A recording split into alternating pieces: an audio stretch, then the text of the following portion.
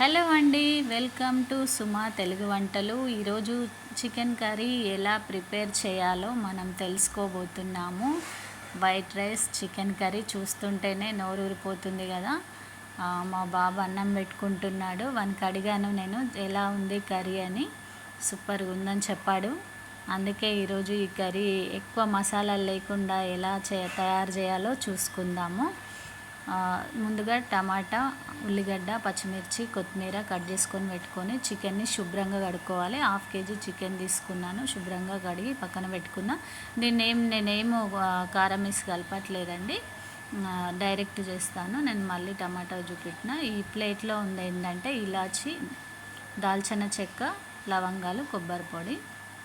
ఇప్పుడు ఒక ప్యాన్ తీసుకొని దాంట్లో 3 స్పూన్ల ఆయిల్ అనేది వేస్తానండి. నేను మామూలుగా వేరే కర్రీలో అయితే 1.5 స్పూన్ 2 స్పూన్స్ వేస్తాను, కానీ చికెన్లో మాత్రం 3 స్పూన్స్ ఆయిల్ వేస్తాను. ఎందుకంటే కొంచెం చికెన్ అనేది ఆయిల్లో వేగితే బాగుంటుందని.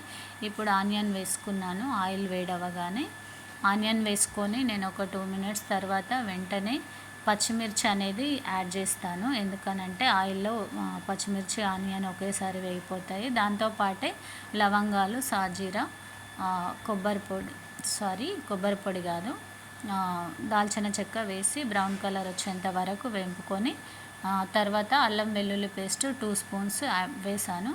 ఇప్పుడు కలుపుకొని దాంట్లోనే కొబ్బరి పొడి అనేది వేస్తాను. ముందుగా కొబ్బరి పొడి వేస్తే అడుగంటిపోతుంది కాబట్టి నేను తర్వాత వేస్తాను. ఇప్పుడు పసుపు వేసుకొని దాంట్లోనే చికెన్ అనేది వేసుకుంటాను.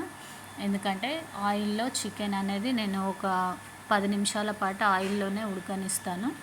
ఎందుకంటే నీసు వాసన అనేది పోవాలి, అల్లము ఇదంతా దానికి పట్టాలి కాబట్టి నేను ఆయిల్లోనే ఒక 10 నిమిషాలు వెయిట్ చేసి మళ్ళీ తర్వాత తీసుకుంటే ఈ విధంగా అయింది. సో ఇప్పుడే నేను ఏం చేస్తానంటే సాల్ట్ 2 స్పూన్స్, కారం 3 స్పూన్స్ వేస్తాను. ఎందుకంటే ఎక్కువ స్పైసీనెస్ అనేది మేము తినలేము. సో అందుకని నేను 3.5 స్పూన్స్ వరకు కారం వేసాను. ఇప్పుడు నేను ఈ విధంగా చేసిన తర్వాత దాన్ని టమాటాలు వేసి ఒక 10 నిమిషాల పాటు మళ్ళీ నేను ఆయిల్లోనే దాన్ని ఉడకనిస్తాను.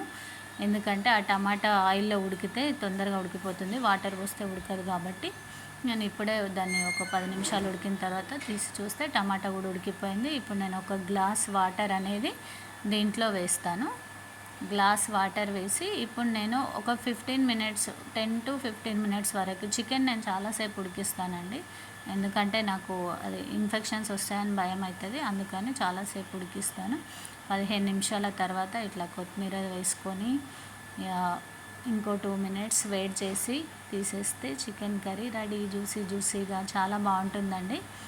మా బాబా చేమ్ కర్రీ అని అడిగాడు. నేను చికెన్ అని చెప్పగానే వాడు అన్నం పెట్టుకుండు.